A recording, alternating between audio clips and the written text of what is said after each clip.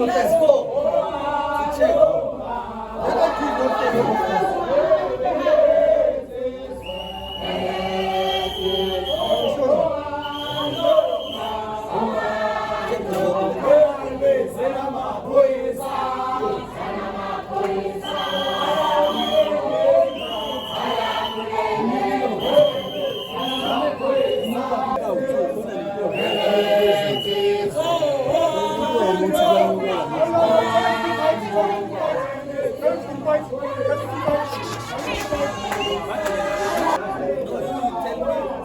Wait, what you agree? I agree with you.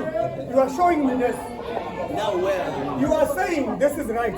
No, I see just 2020. It says 2026. That's your argument. No, my document is 2020. Wait, listen to me properly.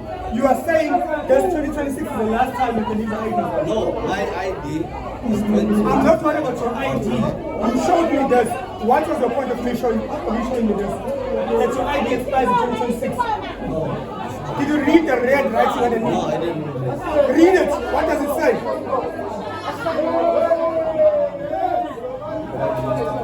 So what does it say? Say it loud, there's cameras.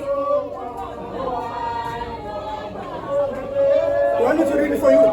It says you must reapply. Did you apply? No, I can't. So you are illegal. You should be gone by now. What? You are illegal. You haven't reapplied because the document is not supposed to be used. I didn't know. So what? No, you did know. You pointed me towards. It was you who showed me on the thing. You showed me. You asked me. You showed me. Don't get technical with me. Don't get cocky with me. Don't try it. Don't ever try. This is my country. I know. So I'm not coming to be technical in your country. This is my country. And you led me to the 2026 from the 1984. It says reapply. You haven't reapplied. So your ID is invalid. And you are coming here to apply for a permit, taking on South African opportunities with illegal documentation. What I can do, tell me.